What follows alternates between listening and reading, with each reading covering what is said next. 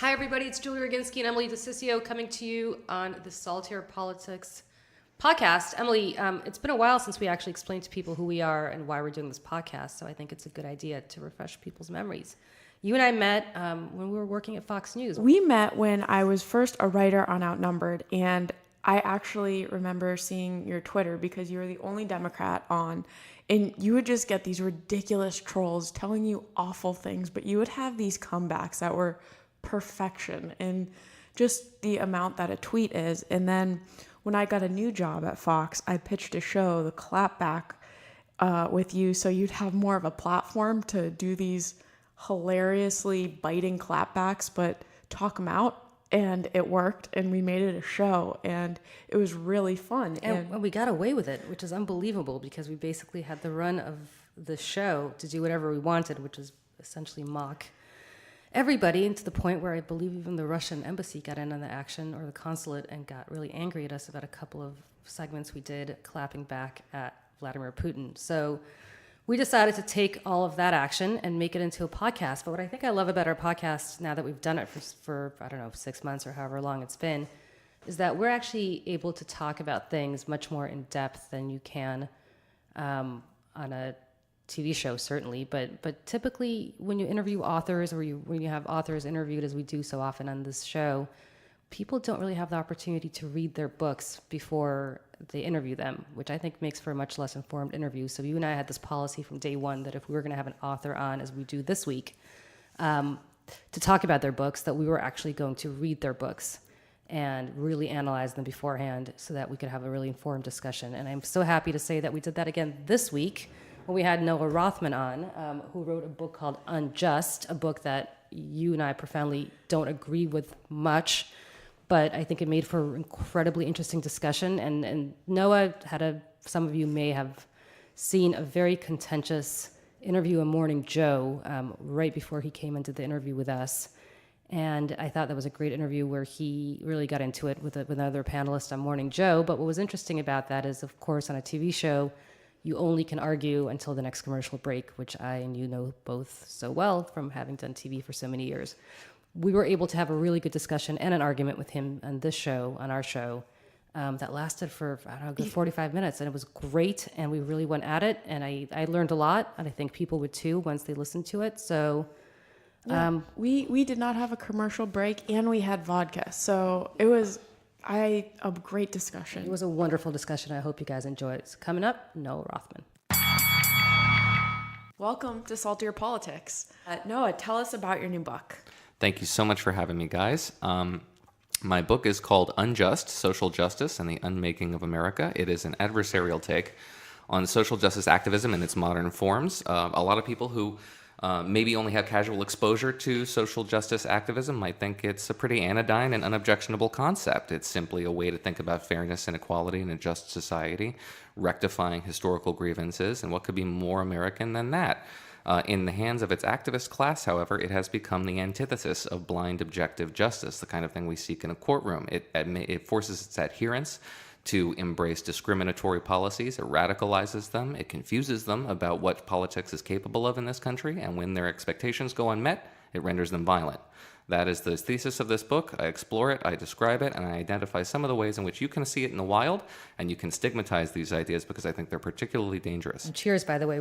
By the way, I'm so happy to say that Noah Rothman we finally found a guest who drinks what I drink, which is a Grey Goose Martini. So for once, we actually have somebody who's not insisting on making me drink brown, disgusting liquor. The Philistines that you have. They're awful. I mean, Kornacki still takes the cake for making us drink Bud Light, but this is the drink of choice for me, at least. So thank you, Noah. Kornacki is a man of the people. I am a feat. You are a feat, and I thank you for being a feat. But what you're saying in your book, essentially, is that social justice has essentially become reverse discrimination, right? That in some ways, by discriminating, by trying to create either affirmative action programs or other specialized programs for minorities or women or for other classes that want social justice, that in some ways you're rendering the opposite effect for those that it's leaving behind. So social justice as a concept arose out of the Catholic Church in the 19th century. It was sort of a way for you to just think about charity and your obligations to your fellow man. In the late 1960s, early 1970s, John Rawls put a lot of meat on these bones. And he talked about how there were historical grievances, objectified and marginalized people, and the way to affect social justice was to create institutions that were dedicated to social leveling, positive and negative. And the only way to do that in a just and fair way was for an enlightened distributor to distribute justice as though it were a finite commodity, but to do so from behind a veil of ignorance, so that his personal biases could not be satisfied by this distribution. Modern social justice activists on the right and the left, it's not a phenomenon exclusive to the left, although it's primarily on the left, have nothing to do with this veil of ignorance. They think it's counterproductive to the design of meting out true justice. How can you mete out historical justice if you have no idea who the oppressed are, who the oppressors are, who deserves to be lifted up, and who should be tamped down a little bit? So they abandon Rawls. They abandon the kind of social justice and fairness and equality that you think social justice is dedicated to, in favor of something that's much more capricious, much more arbitrary, and certainly identifies, as you say, discrimination, treating individuals unequally in order to achieve equality.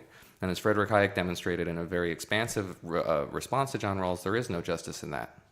Well, let's talk about something you and I agree on first, and then we can jump in and we can talk about areas where Emily and you disagree, and certainly you and I disagree, and others as well.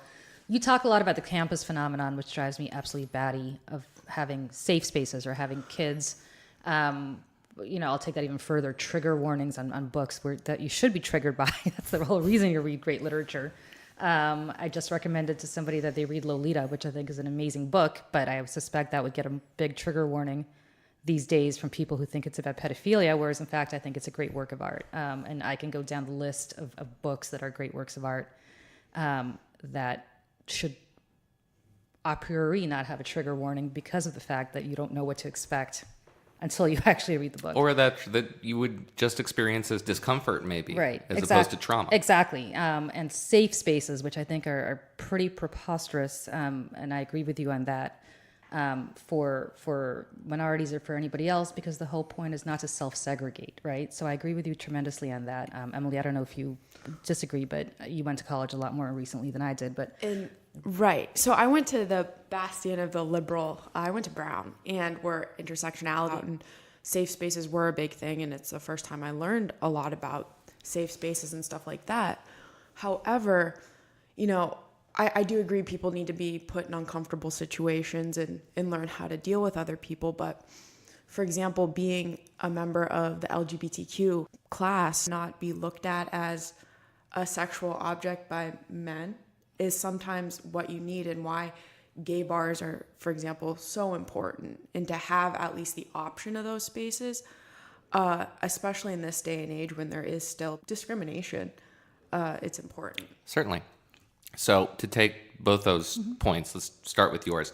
So intersectionality as an academic idea is completely unobjectionable. It is a perfectly valid way to understand how prejudice works in the United States and elsewhere. As a working theory for a political constituency, for establishing political coalitions, it is self-defeating. This book is not about objecting to colorblindness in your own life. The notion that colorblindness or anti-discrimination, for example, the notion that you should operate in your life without any regard for individual personal experiences of which you may not have any idea about, is an argument in favor of ignorance, and I'm not arguing that.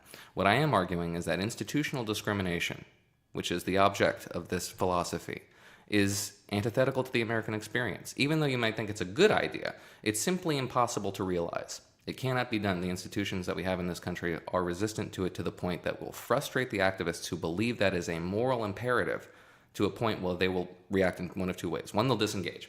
They'll say, throw up their hands. This existential moral imperative of mine is not being met by these institutions to the degree of my satisfaction, so I'm going to disengage. The second is to radicalize and to resolve to attack the foundational pillars of these institutions because they are morally reprehensible, and that results in street violence. And we've seen more and more of it in this decade, and I think that's a trend.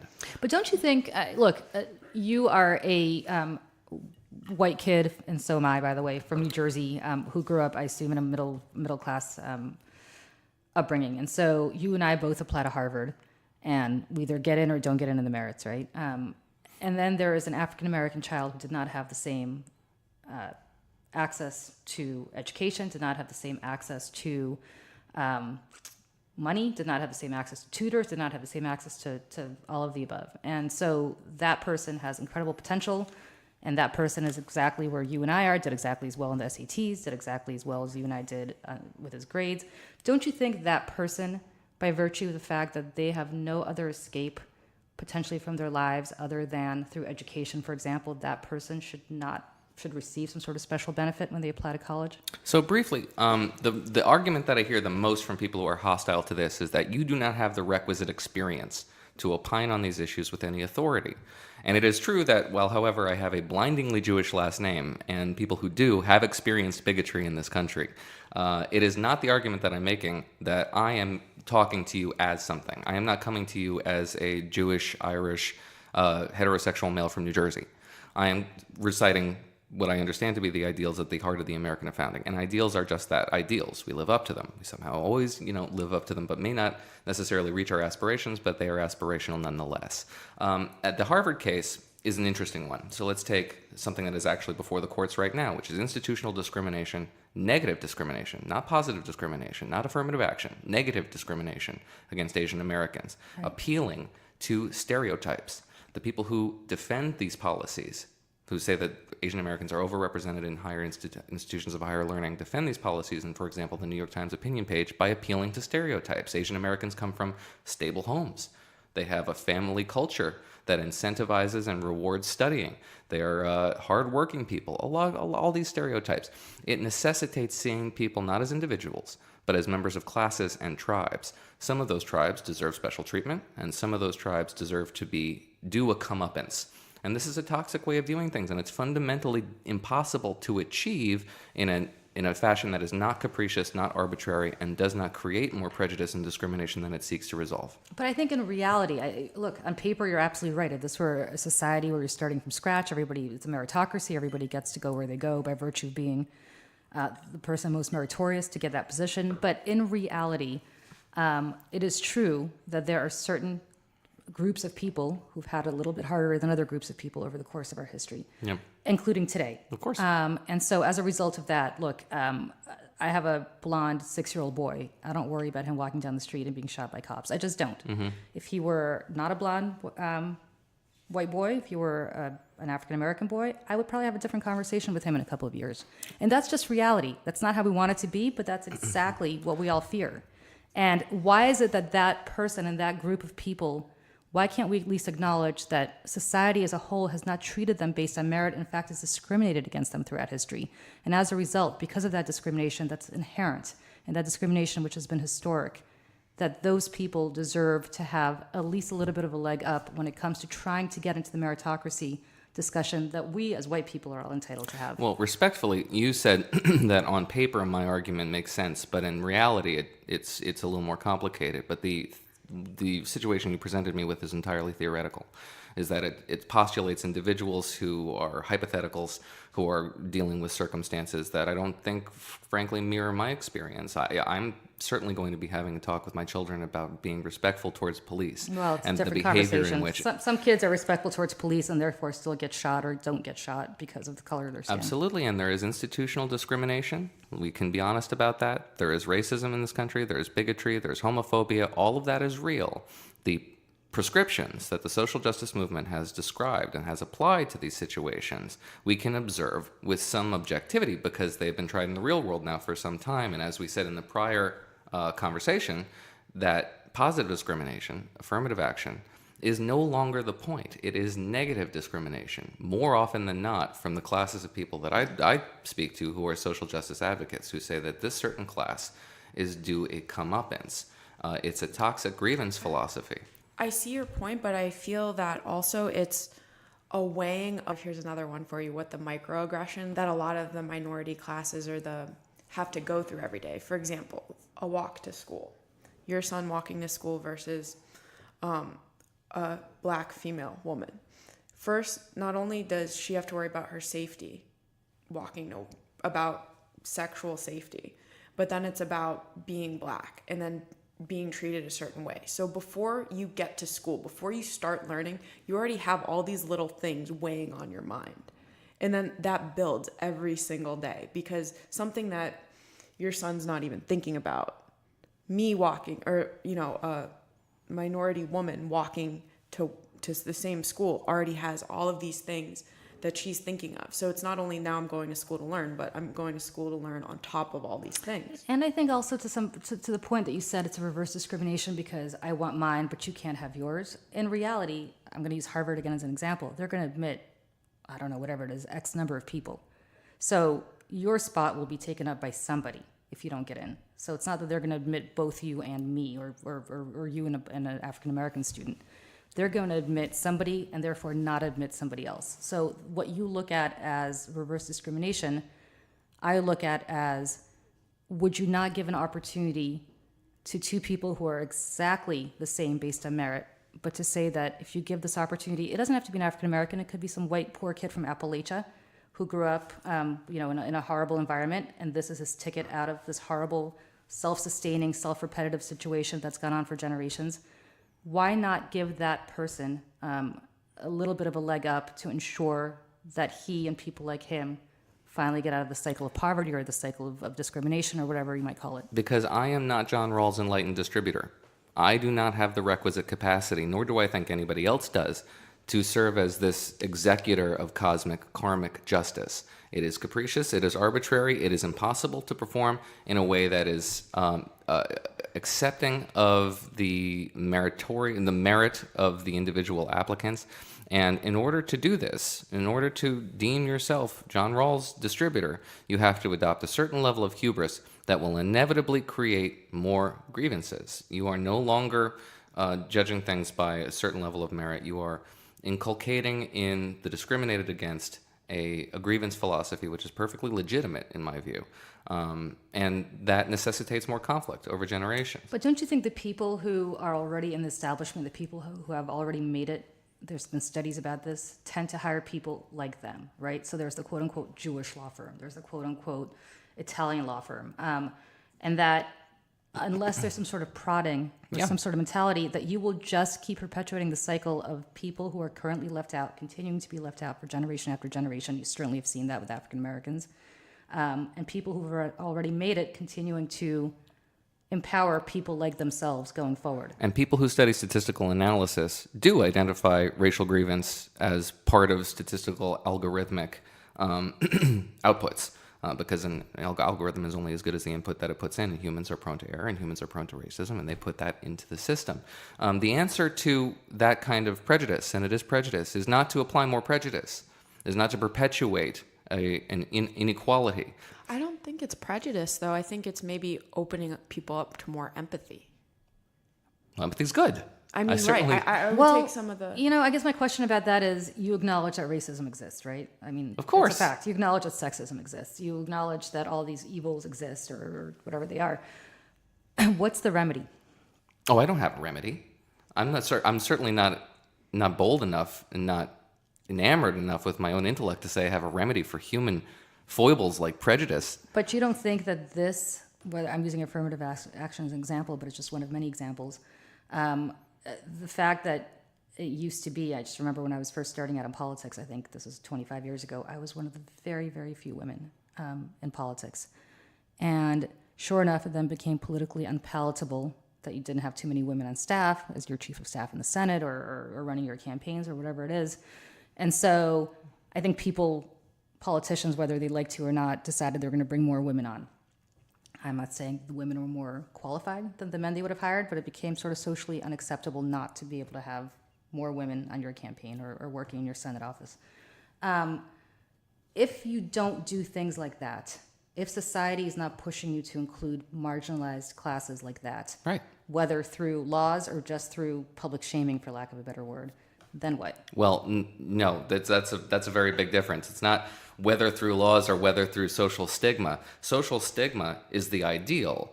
Laws and institutions that will mete out penalties for failing to adhere to these guidelines are flawed and injurious to individuals. Creating social stigma and establishing social guidelines and mores that people can appeal to is how society evolves and develops. And you just described how an evolutionary process towards greater equality. That's good.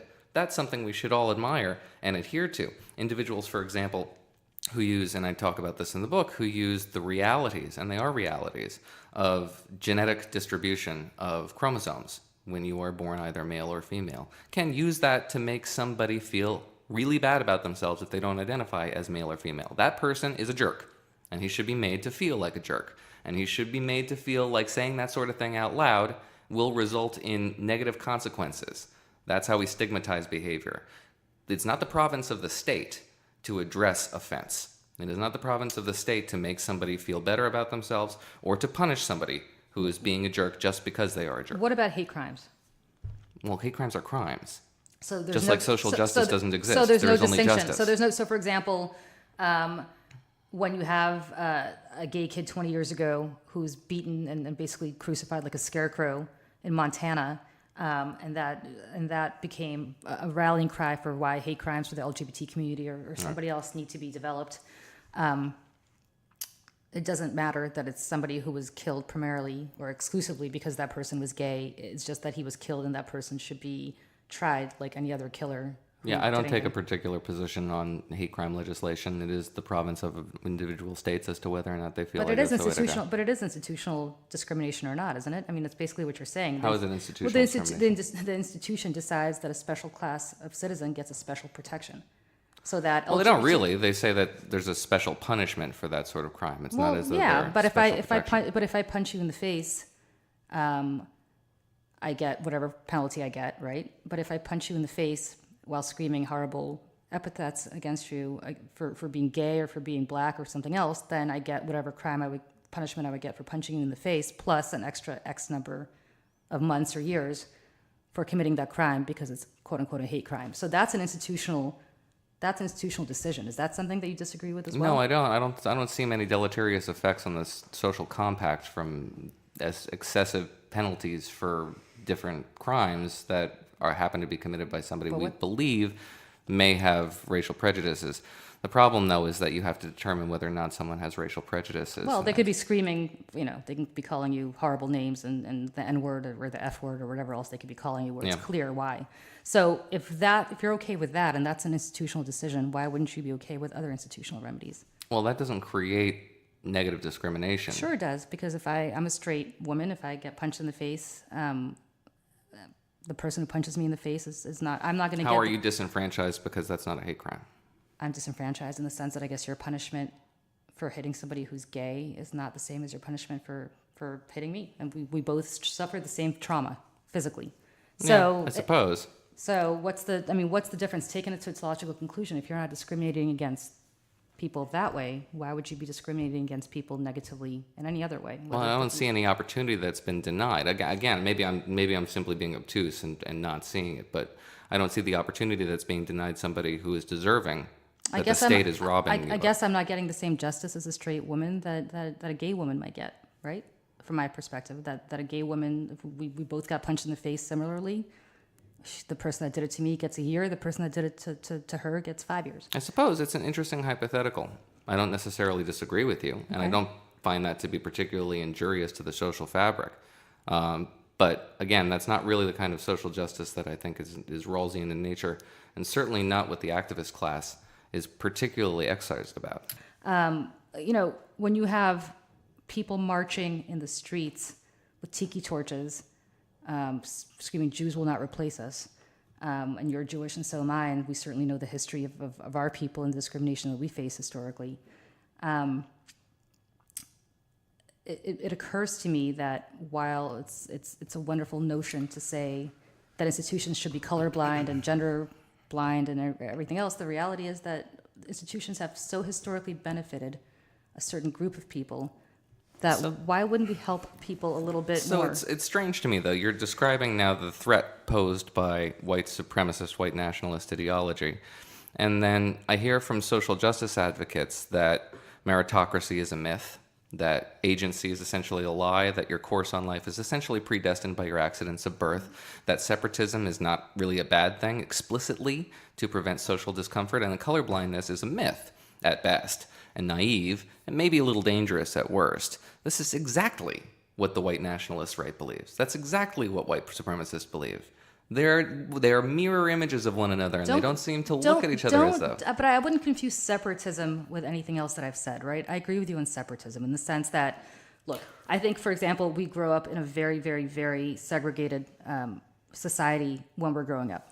You go to schools with people who happen to have the money to buy real estate in the same communities that you do, and therefore a lot of people go through high school not seeing anybody who doesn't look like them or is not of the same affluent class as they are, or so on and so forth. Then you get to college, and hopefully, if the college admissions office does a good job, they have a cross-section of people who are probably equally as talented, hopefully equally as talented. Why don't you want a more diffuse and diverse group of people to be with each other? And therefore, why don't you allow colleges, for example, to then reach into communities that otherwise would not be exposed to admissions, to take people from those communities, to try to diversify the pool of people so that eventually nobody thinks it's weird to see two women kissing each other, to see two African Americans holding hands on college campus, or to see an African American woman and a white man dating, or any of that stuff. Why not try to do that? And it's outside the scope of my book, frankly. But for me personally, I just think that's a little bit beyond the mission statement of an academic institution. An academic institution is designed to merit individuals who deserve it and to advance them and to educate them. It's not necessarily a place for socialization. That's a secondary phenomenon. Well, except that we all know the ticket out of poverty is exactly that. It's academic institutions. Which is precisely why it's completely bizarre that we'd be discriminating against Asian American immigrants. I don't disagree. Institutionally, that the government is suing over this. And the Obama administration did not join that suit. I don't disagree.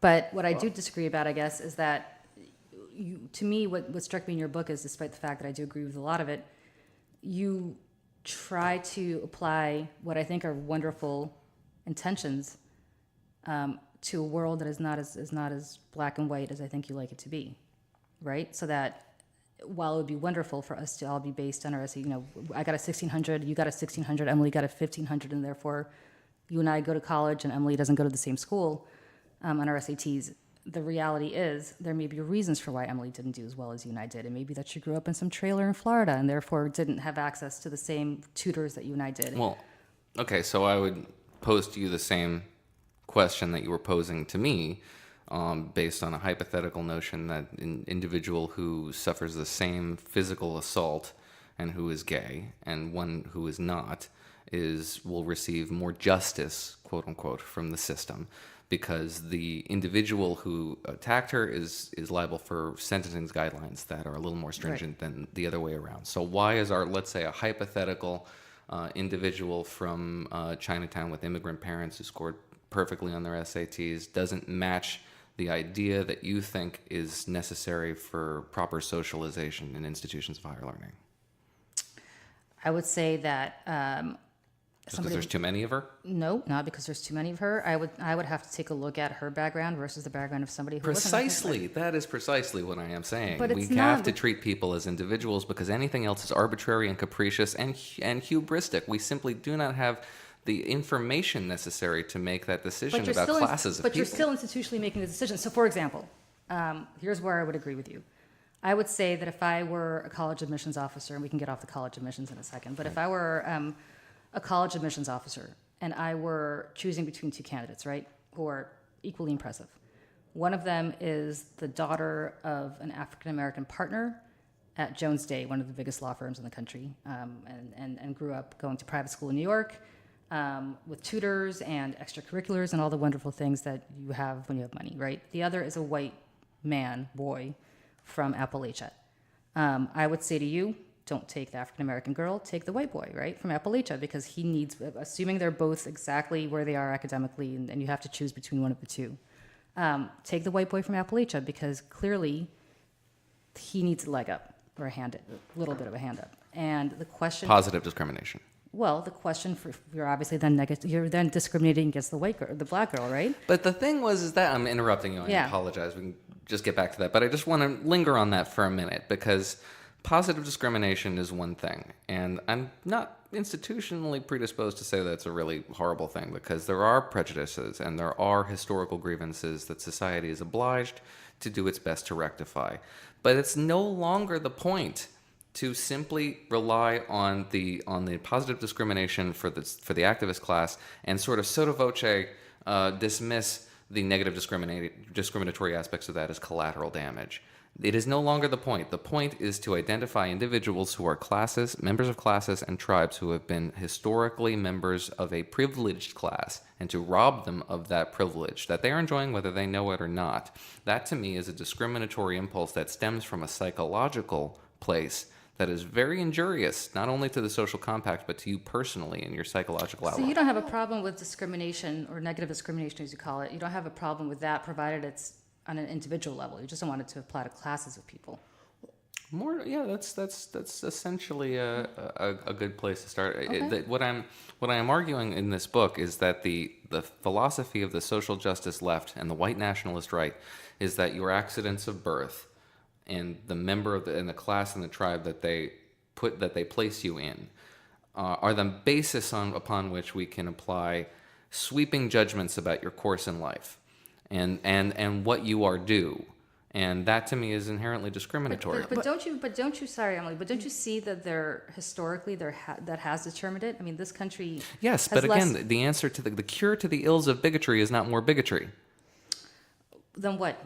What is the cure? That's what I keep asking you, is the expansion of opportunity. I do not have the cure, but I do have the answer to the notion that we are enlightened enough, we are hubristic enough to identify what somebody in their life is due, and that is to say, you do not. We simply do not have the inputs necessary to make that judgment about complex individuals. Individuals must be judged on their own individual merits. There is no other uniform way to apply the benefits of society. We're not equipped to make that enlightened judgment. And if somebody doesn't have the access to receive those merits or be as meritorious because of their accident of birth, that's just something you want to discount. No, like I said, I simply cannot. I don't think we can judge that in a collective way. That's fair.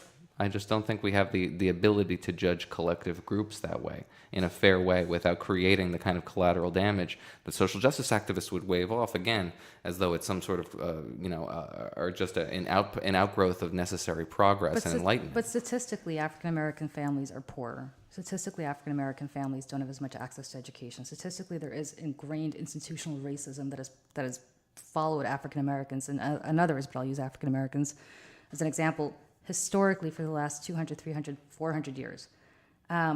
So it's not, I think it's a little simplistic to say, well, we can't look at it collectively. We know collectively there have been studies after study that show that African Americans are just not as advantaged as white people. And that, in fact, if you look at a resume from somebody, if they have a quote unquote African American name, that person will not be hired. Right. As somebody whose name is Noah Rothman, despite the fact that Noah Rothman and this African-American person have the exact same qualifications, the exact same resume. When you have ingrained bias like that in institutions, whether it's academic institutions or the workplace or government or anywhere else, how is it that you don't think of a remedy before saying, let's throw out the remedies that already exist? Because if you throw out the remedies that already exist, all that results in is going back 30, 40, 50 years where African Americans, again, don't have access to rise as much as they do now. Well, I would challenge the notion that we've applied any remedies at all, at least in a governmental institutional sense. There has been progress in terms of, for African Americans, home ownership, individual wealth. The wealth gap was closing right before the collapse of the housing market. It is again closing now. There has been progress. There has been progress over the last 50 years. 50 years ago, the 101st Airborne was enforcing the desegregation of schools in American streets. We've improved as far as progress goes. I would challenge the notion that governing institutions, are responsible for that progress. That's more a societal evolution. Not at all. Governmental institutions preclude you from discriminating against people based on gender or discriminating against people based on race. And so, for example, Cory Booker, the senator from New Jersey, who just announced his run for president, talks very clearly about the fact that his parents, who were black professionals, looked to buy a house in Harrington Park in New Jersey, which is a fairly affluent white community, when Booker was a little boy, and that they were not allowed to do that until a white family came in and were sort of their proxy home buyers. That's not allowed today. The government has ensured that's not allowed today. That is institutional decision-making that has precluded that. Desegregation was not because society was shamed into it. It was because the government insisted that we had desegregation. I don't think that's true. No, it's just the kind of consensus that resulted in those anti-discriminatory laws was the result of a societal shaming process, most certainly. Those little black kids who walked into school in Alabama or walked into school in Arkansas under armed guard did it not because society somehow shamed white people into allowing them in. They did it because the Justice Department insisted that they be allowed to study there. Right, That's not societal shaming. And then you had the whole busing incident where white families would start busing. How is the consensus built around in order to affect these changes?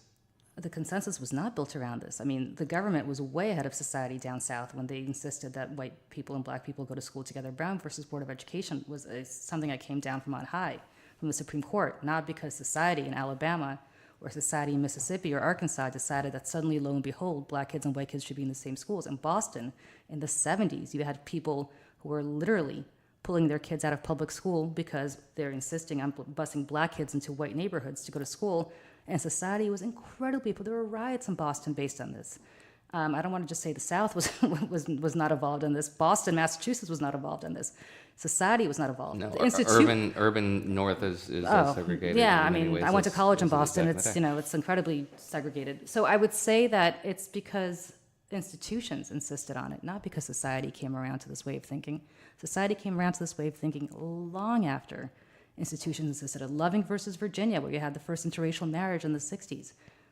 That is precisely what I identify. I mean, they almost got lynched. And the reality is that it's institutions and governmental institutions that insisted on this. Society was way behind this. Right, and that's restorative justice, and in a more sort of a consensus that I think that you and I agree exists in these governing institutions has to be supported at a certain level by society. You suggest that there's absolutely no consensus around the imposition of this kind of restorative justice, and I just frankly don't think that's supported. That the government would have been able to execute the kind of very damaging and disorienting policies that you say that distorted the social fabric in these individual locales. If there wasn't a national consensus that would support those changes, But there just wasn't societal consensus on this. You know this because we've all studied history. We've all seen the pictures of these little black kids, this little black girl, Ruby, I forgot her last name, I'm ashamed to say, walking into a school under armed guard and white people, literally white women, throwing tomatoes at her. and it is the contention of many a social activist to whom I've spoken with that there really isn't a whole lot of difference between that America and this America. That the institutional racism that prevailed then prevails now. It's just a little under the surface. Well, I listen, I would argue that there's no school in the world that would, or in this country at least, that would preclude a white student from studying with a black student. I don't care how racist the people in that community are. They're just not allowed to do it, right? You're not allowed to discriminate against LGBT people in housing anymore. You're not allowed to do that with race either. Those are all governmental institutional decisions that were made. And these laws were only on the books. They weren't applied generally until there was societal consensus around applying them. Not necessarily. I mean, there are plenty of. I look at I wasn't around for the civil rights movement in the 60s, but I certainly was around for the LGBT movement in the last 20, 25 years. And I would say the laws caught up with where I think justice is way before society did. And I would say the opposite, particularly when it comes to women. Discriminating against women was made illegal in 1963. Do we think that women had it better in 1963 than they do today? No. Or was the promise of anti-discrimination laws in the 1960s realized that minute? No. It took quite a long time in order for us to, and we're still living up to those ideals, but it's the law perhaps made illegal certain behaviors that should have been illegal and deserve to be illegal, but institutional discrimination persists, and it's society that is enforcing the stigmatization around negating those laws. what I don't agree with you is when you think that the government has no remedy in fixing some of these ills. I think that the government has no place in fixing some of these ills. I think it needs to be led by society, not the other way around. Generally, I think that's the dividing line. And I think that's where we disagree. But I think that the problem, the people leading society right now are still white men. And that's the problem I feel that a lot of the activist class has, because we want change now and don't want something that's going to take 10 years. I don't want marriage equality in 10 years. I want it now. And I've been waiting for how long for it. And I think it's just that push, because I feel like for all of American history that white men have had time. They have been the ones to control time and when things get enacted and when things, and you're seeing that control of time. For example, it hurts people negatively. Black neighborhoods have people who live in neighborhoods that are mostly black have a shorter life expectancy. So we don't have the time to wait. It's I think now with all this new language, intersectionality, all of it, people now know how to identify an issue and are able to now push for it more. Whereas opposed to 10, 15 years ago, they wouldn't be able to. Yeah, I think we just disagree on the proper remedy to how to get to that consensus.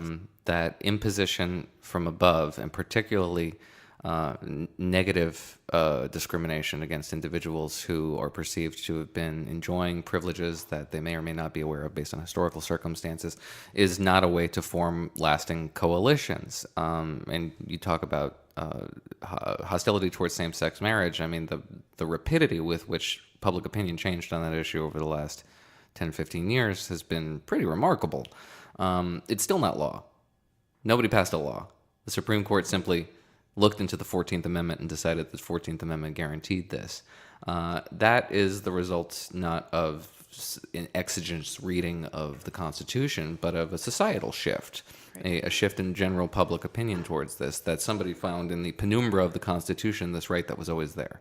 And that has nothing to do with law, but that has everything to do with societal consensus. I don't know about that. The Supreme Court decided that this was the law of the land, right? That you're allowed to do this. Congress did not pass a law about this, but the Supreme Court, as you said, looked into it and said that this is actually something that should be done. There are still places all over the country where that's completely antithetical to people, right? So those of us living in New York have, I think, largely no problem with two people of the same gender getting married. And it should be law, by the way. The fact that this was a right that was just found in the Constitution is a bit of a shortcut. It should be law, but nevertheless, it now allows people all over the country to get married. And that's not... Had we waited for society to catch up, it would mean that people who are gay, for example, in New York, would be getting married in New York. But we did. We did wait for society to catch up. They but caught not up. Everywhere. But it did, though, result in the legalization of same-sex marriage around the country as a result of societal shifts that exerted pressure on the lower courts, which sent it to the higher courts, which eventually landed in the Supreme Court in 2013. I mean, this sort of stuff wouldn't have happened 10 years ago. 15 years ago, we were discussing a constitutional amendment forbidding it. Correct, but you also don't have Congress, as you just said, passing the law, right? So society hasn't caught up, because if society had caught up, Congress would have said this is absolutely No, civil but right. I don't think that's fair. Congress is an extremely broken institution. It is. Congress is just a fundamentally at root broken institution. It no longer is a jealous guardian of its own authority. The Madisonian scheme has broken down. I don't think that has a lot to do with... Well, I would disagree with you. I don't disagree with you on the role of Congress and what's happening there, but I would disagree with you that you can't apply unequal societal...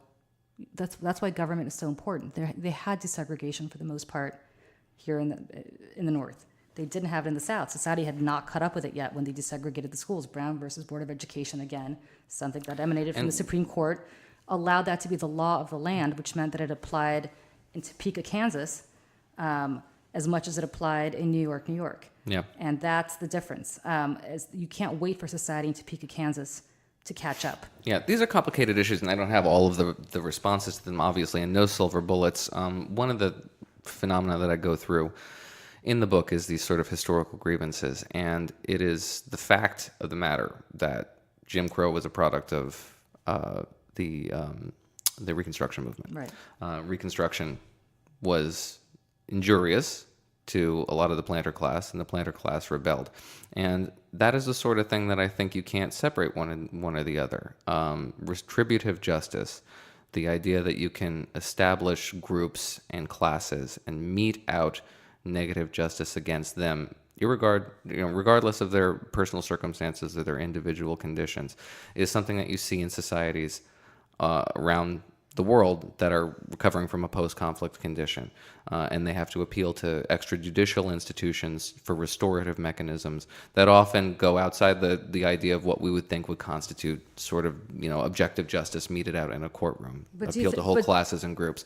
But it is a dangerous prospect, sometimes necessary, sometimes the sort of thing that you have to appeal to in order to achieve societal reconciliation, which I 100% agree with and understand. But you are necessarily flirting with the idea that you're creating grievances that span generations, that go beyond the idea of an individual as an individual, and it sees him more as a member of a class and a tribe. And that can have blowback effects. Yes, but and I don't want to dwell on Jim Crow because now we're really getting far afield. But Right.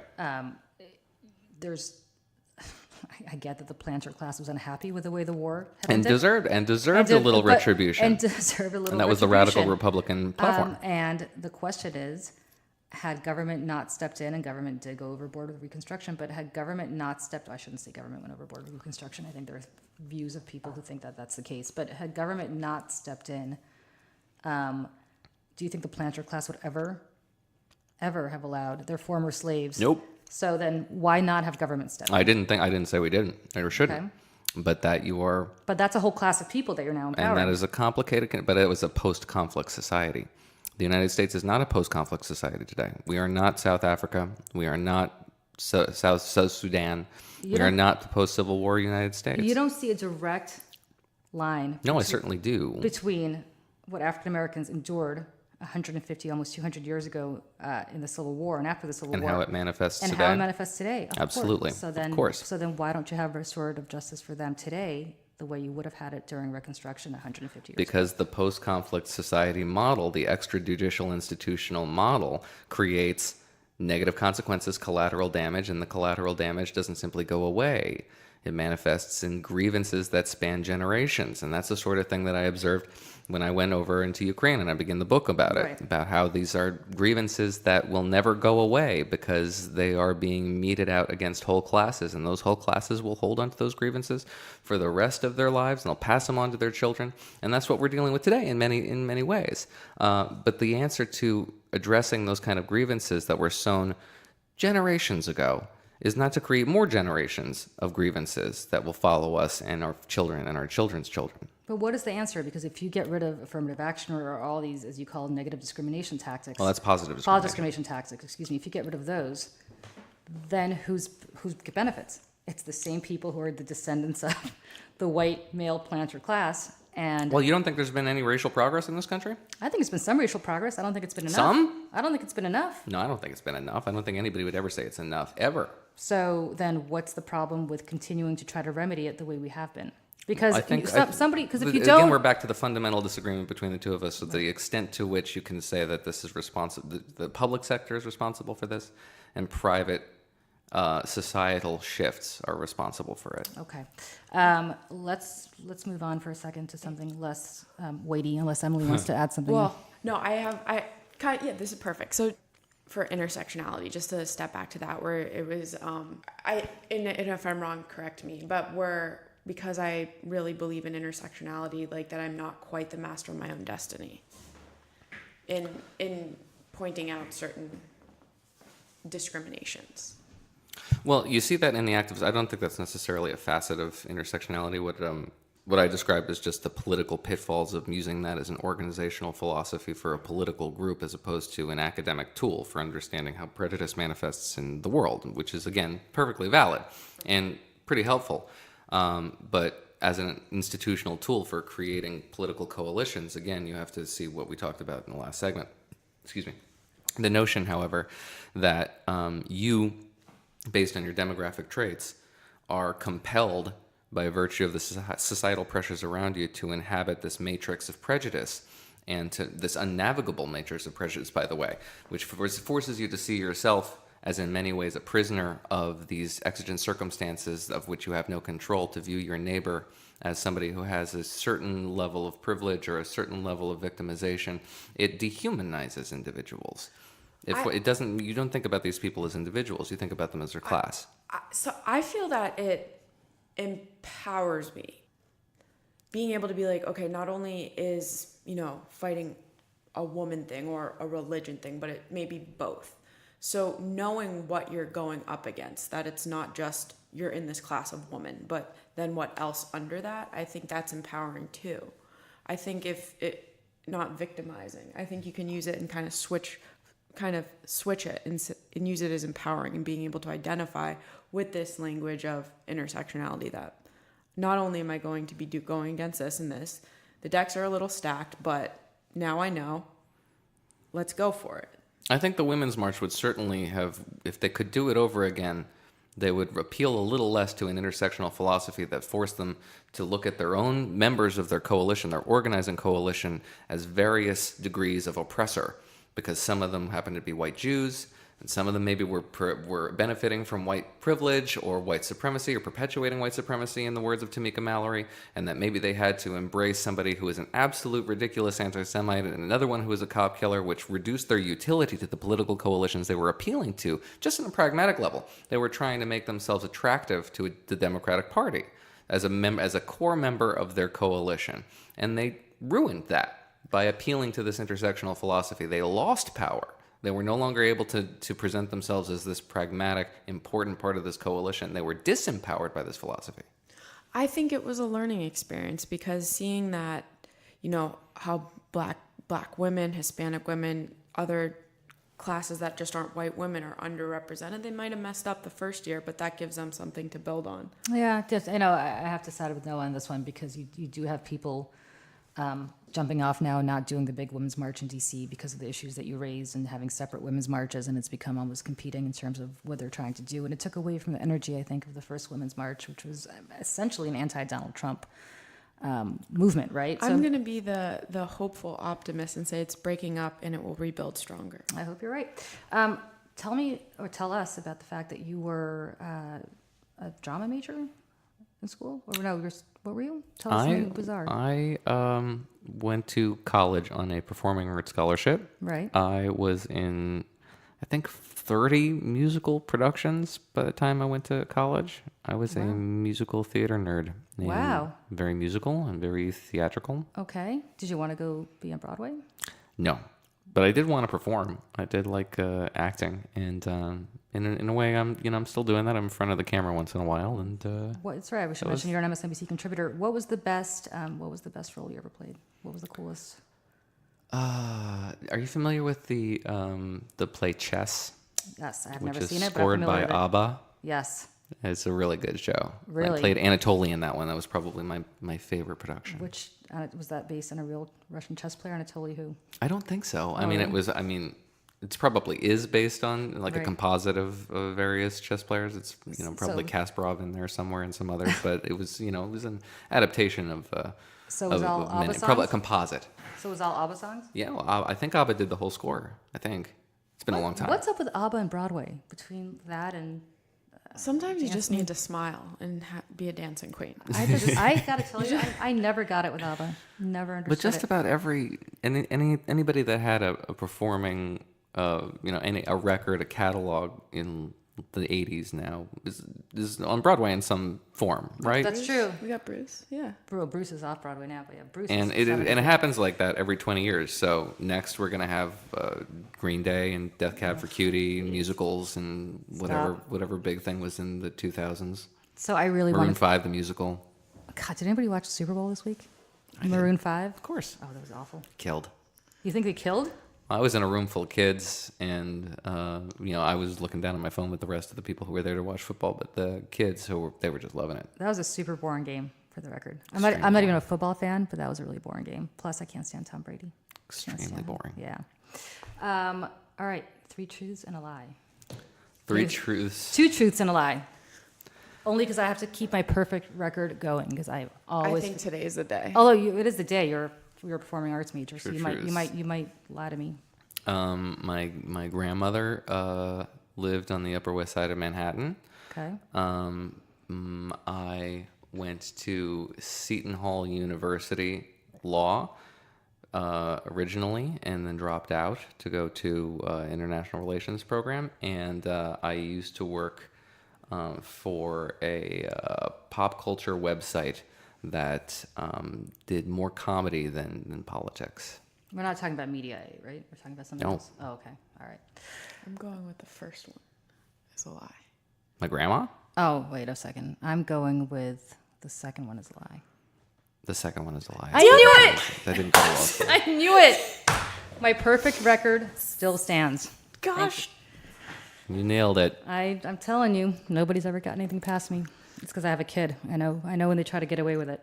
This was an extremely challenging conversation Can I and a just- very fun one. But can I just tell you though, like, again, coming from an extremely liberal school, would look at your book and not agree. I would encourage people who do come from Brown and who do come from these liberal campuses to read your book. That's true. Thank you.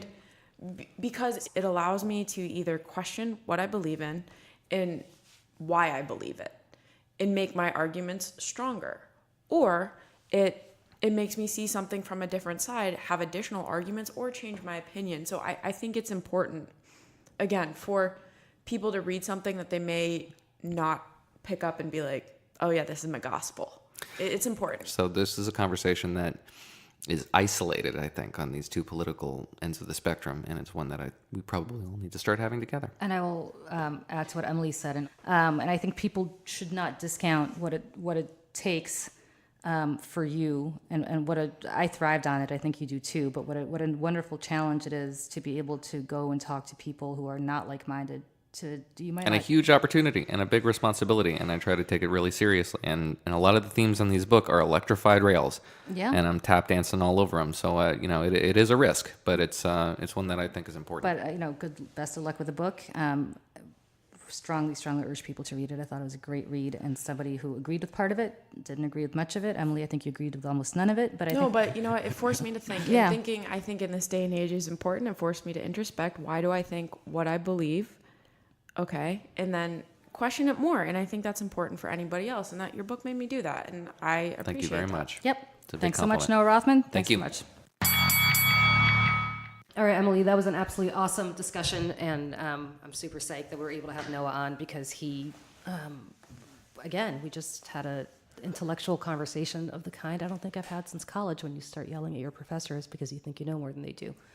It was definitely interesting. Julie, what are you salty about this week? Well, believe it or not, I'm salty about Donald Trump, which I know is a rarity in my life, because he came out with this really sort of ridiculous tweet, and I'll just read it in full because it must be heard entirely to appreciate, and it's chutzpah-esque nature. The Dems and their committee are going quote-unquote nuts. The Republicans never did this to President Obama. There would be no time left to run government. I hear other committee heads will do the same thing, even stealing people who work at the White House, a continuation of witch hunt. So he's basically saying that all the Democrats do is investigate him, something the Republicans would never do. Mr. President, I did spend the entire Obama administration at Fox News. So let me just remind you of the things that I was forced to talk about ad nauseum every single day that the Republicans spent over a dozen committees investigating. Benghazi, I think there were at least 8 committees on that one alone.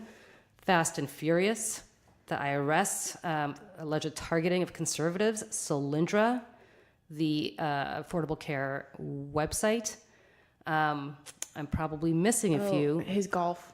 Obama did golf. Oh, and remember the big controversy over Obama wearing a tan suit, but they didn't actually do a committee launching into that. But to say that the Republicans never investigated Barack Obama, or to say that they didn't spend all their time on stuff that was completely political, would be to ignore the words of now House Minority Leader Kevin McCarthy, who said back then, quote, "Everybody thought Hillary Clinton was unbeatable, right? But we put together a Benghazi special committee, a select committee.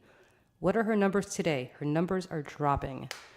We know why they did that, and it had nothing to do with getting to the bottom of why Ambassador Chris Stevens was murdered, because I think that was something that was determined fairly quickly. It was to embarrass Hillary Clinton, which is why they forced her to testify for hours, I think 11 hours or so, ad nauseum, without a bathroom break, as I recall. So, Mr. President, I know you certainly remember that because you tweeted about it ad nauseum as well at the time, unless you obviously don't remember what you did during the Obama administration, which is even more troubling. So that's what's making me salty, the complete hypocrisy on the part of Donald Trump. What about you? Well, so I was leaving the drugstore recently with stuff for your time of the month, and having to spend $15 a month, I remember just walking back and being very annoyed, being, men don't have to spend this ever. And it just started to multiply and explode in my head, where then I'm like, okay, also in the morning, you just think of all the makeup, all the hair supplies, how much that costs per month. And then I started thinking, I'm like, well, then there's a wage gap. And then women are expected to pay this amount of money each month just to look, professional and good at work and what society deems as you're making an effort. And then, but having to spend money on things you have to anyway with just health-wise. And it just started to make me very salty because, I can imagine. because there's things are taxed more as well. And again, kind of going back to our talk, even with Noah, where if he just could put himself in that position every month and just see also this extra expense that women have to pay, what I actually noticed, and actually, I don't know if I noticed it, somebody I think pointed it out to me, and then you start to notice it, and after I say this, you will notice it too. Razors, women's razors are marked up tremendously compared to men's razors, despite the fact that it is exactly the same product. But if they're marketed to women, they cost more. Next time you go to Duane Reade or to Walgreens or to any of your local Rite Aid, any of your local drugstores, just check out a typical Gillette razor for men and a typical Gillette razor for women, same disposable brand, and see what it costs for women versus men. And you will see that because they make the handle pink, suddenly it costs a lot more than when they make the handle blue or black. So yes, there is definitely some sort of consumer spend gap, not just a wage gap that's geared towards women. Right. That's incredibly annoying. I agree with you on that. And that's before we get to the cost of childcare. Katha Pollitt had a great column in the New York Times in the last week or so talking about that, how nobody's talking about universal childcare and why aren't we making that a priority. We're talking about universal college and how we can or we can't afford it, but the fact is that most people cannot afford childcare, which means that women have to stay home from work, which means that they have a harder time getting back into the workforce. Their skills aren't as kept up as men's, and that's where you see women falling behind. All right, awesome. I thought this was a great discussion with Noah. Everybody have a great week. We'll see you soon. All righty. Bye.